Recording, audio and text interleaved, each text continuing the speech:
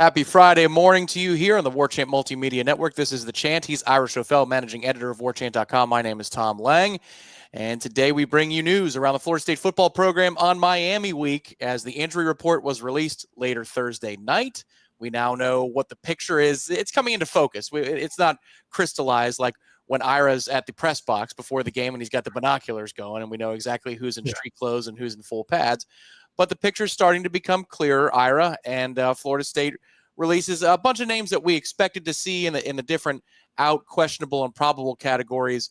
But this looks like something where, again, there might be a couple of names that we'll be watching right up to warmups, but I don't think any surprises this week. Whereas last week there might have been a couple of names that raised some eyebrows. Yeah, I think the biggest one in terms of being out or questionable is Ashlyn Barker, the safety for Florida State. He got injured in the Virginia game midway through that game and was replaced. I think that's why Shaheem Brown played so much in the second half of that game. And he's listed as questionable, which based on listening to Mike Norvell talk about injuries so far, sounds like, there's a decent chance he'll play, but it may be a game time decision. The guys who are probable likely are going to play. Tommy Castellanos, we certainly expect him to play. Roydell Williams, Javen Boggs, and Kevin Wynn. It seems like all those guys are going to play. They list them as probable because they have been limited a little bit at times this week. I don't think anything to worry about with Tommy. He's just still coming back from that sprained ankle from before the Virginia week. But the guys who are out, Demonte Diggs, Chase Lofton, obviously Ethan Pritchard is still in the hospital. Those two guys, Demonte and Chase, have been out since the Kent State game. They both got injured in that game and are not going to be back this week. It seems like both of those will be out a little while longer. And then the other two questionable guys were Cam Davis at running back and Caleb Lavallee, the linebacker. Caleb Lavallee hasn't played yet this season. He had an injury early in camp or even before camp. And then Cam Davis went down a couple of games ago. So, nothing too surprising. The biggest one to keep an eye on, though, I think is Ashlyn Barker because he's played really well as one of your starting safeties, and you'd like to have him at least available, and if not necessarily for the whole game, at least for part of the game, especially against a team like Miami that's got a lot of really good athletes. Ashlyn Barker is one of your most athletic players on the defense. One of your most physical players, too. Yeah. And so a game that is hallmarked by physicality, Ashlyn Barker would fit right in if he was healthy enough to play in this game. I'll go back to the list for just a second and to take a look at Roydell Williams, who's listed as probable. That kind of came out earlier this week when David Johnson spoke to the media, and it seemed like things were trending in the right direction for Roydell Williams, and Mike Norvell spoke about it on Wednesday. That running back rotation, Ira, we talk about rotation at a lot of different positions for Florida State through 4 games this season, but Gavin Sawchuk has been largely productive. I know there was a fumble against Virginia. That's going to happen over the course of a season. Gavin Sawchuk's been productive. We know Keziah Holmes had 32 yards and 2 carries last week against Virginia, and then it was goodbye Holmes, as I called him on the Monday Smash. And then Usman Kroma has been very, very good as well. They've got some juggling to do here in this game, and they just added another name to that room. That Roydell was there picking up a big 4th down conversion for Florida State in the opener against Alabama, but they've got a lot of juggling to do personnel-wise. It'll be interesting to see how they distribute carries once again in an offense typically under Gus Malzahn that doesn't have this many names in a running back rotation. Yeah, and, I think when you look at Roydell, he's a guy that, coming out of camp, we heard really all through camp that he was probably going to be the starter just because he's so dependable as a pass blocker. He's a good, solid runner, sure-handed, can catch passes also, not necessarily the most dynamic of the running backs in that room, but a guy that can get you tough yards. Certainly in that Alabama game seemed like a good fit. And you would think similarly against Miami. I mean, Miami's rushing defense has been very stout so far this year. They're, I think, giving up about 2.5 yards a carry. They played really well. They have a very good defensive line, active linebackers. And so that'll be a challenge. And, I guess, my guess is Roydell will get the start if he's available, but he also hasn't played in a few weeks. He has not played since that opener against Alabama. So if he isn't super sharp, then maybe you still go with Gavin Sawchuk. In fact, as I talked to myself through it, my guess is Gavin Sawchuk still gets a start just because he has been playing pretty well, other than the fumble, as you mentioned. And then Cromart's been playing well too. So I think Roydell will get to play. But, yeah, I don't know that he automatically just goes back to that starter role. Although I do think in passing situations, David Johnson said that he is their best pass protecting running back. So it wouldn't be surprised if he gets in those roles for sure. And also maybe some short yardage situations Right. too, because obviously they trusted him on a do or die fourth down play that could have changed the momentum of the game had they not gotten it against Alabama. Yes, and also the types of runs they call, that's going to dictate the backs that they have out there on the field.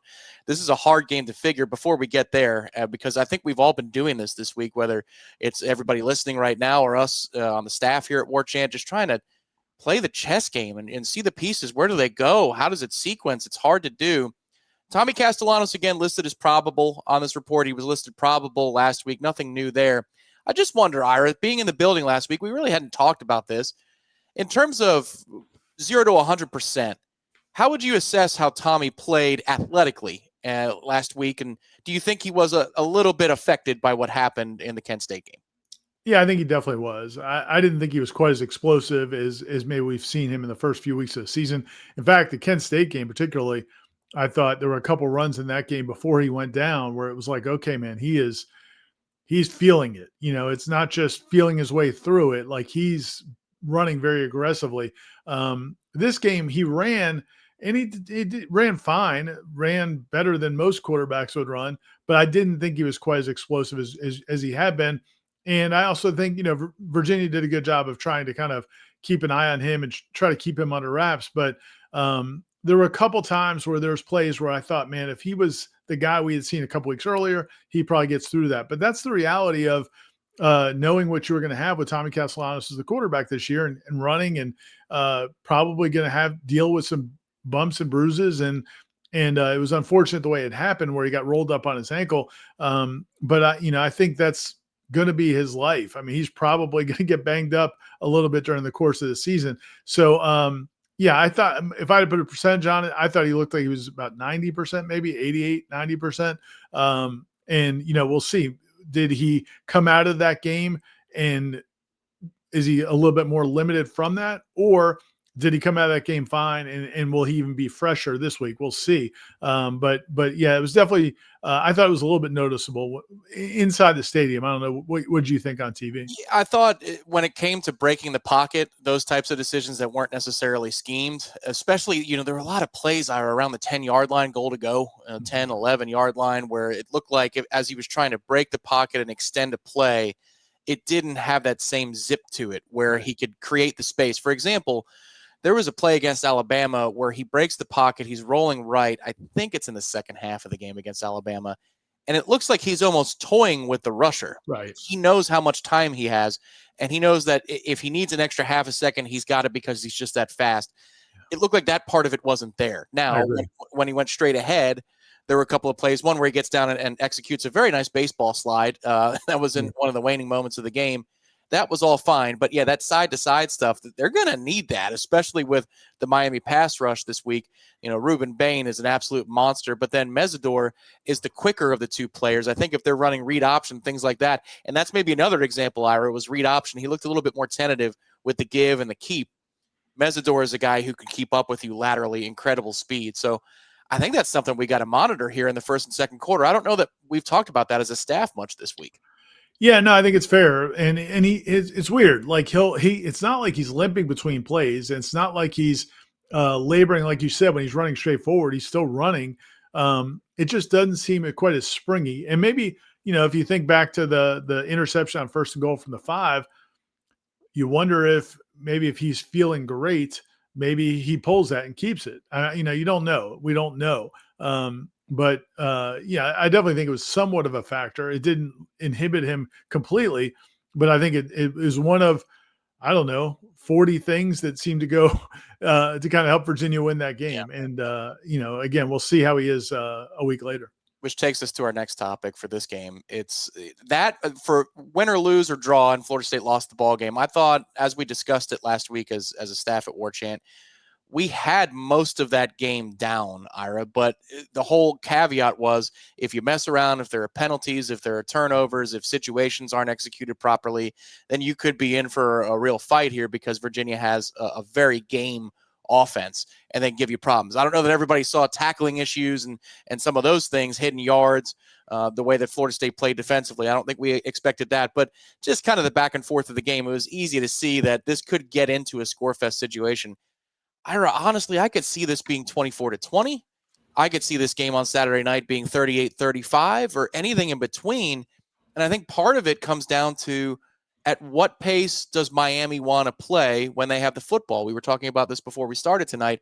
We know what Gus wants to do, but what does Miami want to do when they have the ball? Is it about ball control, or is it about being explosive and getting downhill and making the next snap and wearing out the defense by running more plays right at them? That's going to be fascinating to watch on Saturday. It really is. And I think by nature, Mario Cristobal wants to, he wants to coach like a boa constrictor. Like he just wants to squeeze the life out of you, and he wants to, pound the ball and run the clock and run the ball and just kind of dominate you physically. And that's what they did to Florida State last year in a game that wasn't all that competitive. But I thought it allowed Florida State to have a prayer in that game because they never really got much separation. Like Miami just kind of hung around. If you look at some of the losses they've had, and I haven't watched them closely, but I wonder in some of these games whether these games have stayed close. Now, I know they got into some shootouts last year, but obviously the Florida game this year was 13-7, well into the fourth quarter, I think. And after the game, their offensive coordinator made a comment about, well, we knew Florida couldn't score, so we didn't want to take any chances. And it's like, okay, I got you, but you're keeping your competition within distance. And I think what would be interesting about this game is Florida State's offense can score. Certainly at home. We all think Miami's got a good defense. I don't know that anybody thinks they've got a defense that's going to stone this Florida State offense for 4 quarters. So at some point, Miami is going to have to be aggressive. And then now that opens up opportunities for Carson Beck to make some, poor decisions or to get pressured or, to get hit in the backfield. So all those things I think are really big unknowns to your point. Like they've been able to dictate terms in these first 4 games. Will they be able to dictate the terms like that in this game at Doak with Florida State's offense looking like it does? I'm not sure, and I think that would affect how the game plays out. It's really tough to know. And I've watched every play of the Notre Dame game multiple times. I've watched every play only once of the Florida game. That's hard to do. That game was tough. Tough watch. But for the Notre Dame game, the sense I got was Notre Dame was breaking in a new offense, kind of like what Alabama was doing in the first week against Florida State. But you get in the second half and you start to see some things that are trending for and against Miami. Number one, of course, that defensive line, the edge rushers are amazing. If you can get around those guys, I don't know that their linebackers and their secondary have been all that tested this year. I don't have a definitive on them. I know what the hell Ruben Bain is. I know what Mesidor is, and those are 2 weapons. And Bain is probably going to be the best player on either team on Saturday night.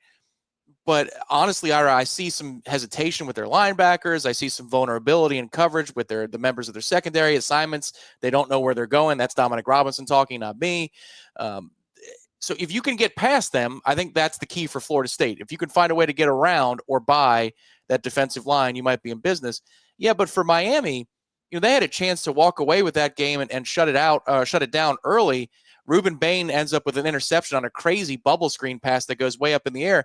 And Mario calls, I think it was coming down from on high, 3 runs, and they just want the field goal instead of first downs, touchdown, ball game. And next thing you know, it's a tie game late because they let Notre Dame hang around. This is the thing that all Miami fans worry about.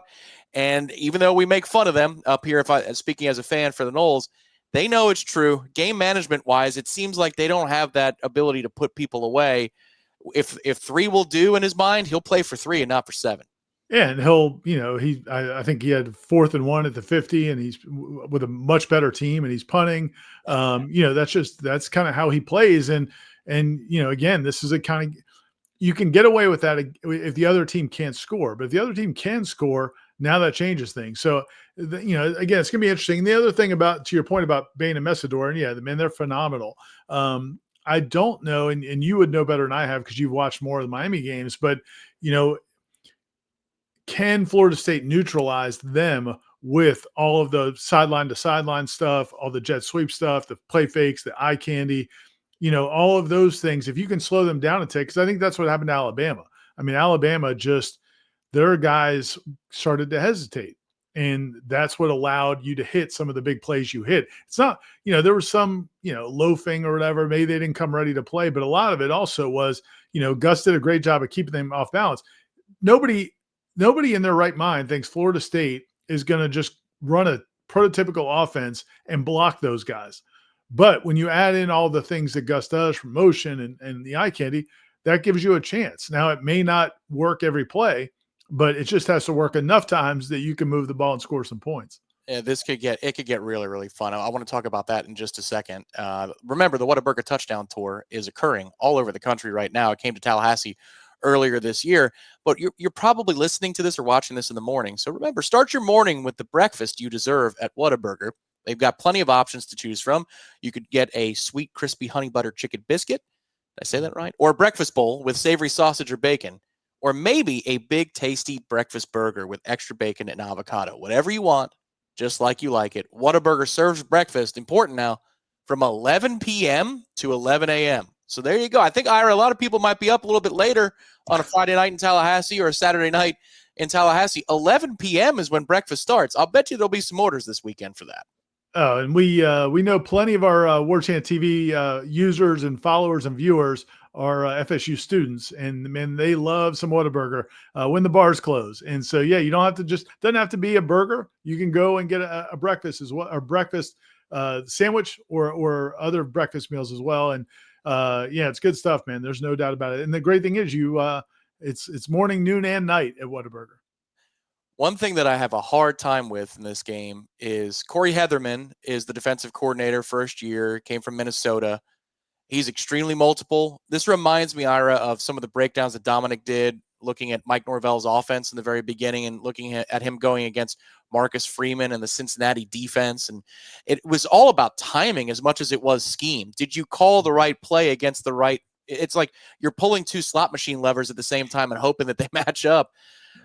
There could be a lot here in the way of splash plays for both Miami's defense, because they'll like to bring extra guys from different angles for blitzes. But and usually it's from the weak side, the side that you would call the reverse side if you were thinking about it offensively. Well, Gus likes to call reverses. So what if you call a reverse into the teeth of a weak side blitz? That could be a splash play for Miami in the backfield. Or if that kid misses Mekhi Danzy in that situation, there could be nobody in the picture. There's a whole lot there when Florida State is on offense. We talked about Miami and what pace they might run. There's a whole lot when Florida State's on offense. I think that could be splashy either way, which makes this game just very hard to figure. Yeah, and I think Tommy is the wild card. And again, we talked about it earlier. How healthy was he against Virginia? How healthy will he be in this game? We certainly think he'll be healthy enough where he can run and make plays. You'd love to see him get back to the way he was looking in those first few weeks, because he is electric. But yeah, that to me, that's the other part of it. Like, again, I know that USF has a mobile quarterback. Lagway is certainly not a mobile quarterback. So it changes the math, obviously, but it also changes how guys approach. I think back to Florida State's defense the other night against Virginia. I mean, I just think that Chandler Morris's mobility, I feel like, affected Florida State's defenders and how they handled their business. And I think Tommy does that exceptionally well. So again, what we've seen from Miami's defense, it's legit. They've got a lot of elite players, but Tommy, I think, on top of everything else, he's a wild card. And to answer your question from earlier, I really believe the best way to avoid Ruben Bain is to not run towards Ruben Bain, because the one thing in watching him is he's really smart. His stuff against the run, I think, is more impressive than his ability to rush the passer. He has an understanding of what's coming his way. Mesidor is a more explosive. I love the word you use for Tommy, springy. He's more of the springy athlete, but you can catch him guessing sometimes one way or the other. So I feel like that's the easier path to go. 4 in orange or green or white or whatever the hell they're going to wear on Saturday night is a guy that you probably want to circle and either avoid, or, as Gus often does, just don't block him and make him make a decision. And if Tommy's healthy enough, to your point about being a wild card, let's say he has that springiness back in his step. If Bain makes the wrong decision, then you're in business as an offense. It's hard to figure. I think it sounds like you're skewing towards this being a higher scoring game. I know you've logged your prediction for the Warchant report, but sometimes we change our minds after we do that. So you're leaning that way towards more offensive first than defensive slugfests. I am, as long as Florida State can get off the field on defense. If they can't, and if Miami can just pound the ball and put together 12 play drives and eat up clock, and then Florida State is kind of behind the 8 ball, then then that's probably out the window. But I do think I just don't think that's. I think I'm really confident in this offense, especially playing at home. I'm not super confident necessarily in Miami's offense playing their first game on the road, but I think they're going to have to start to respond when Florida State starts scoring. So, I know that some of the predictions from our panel.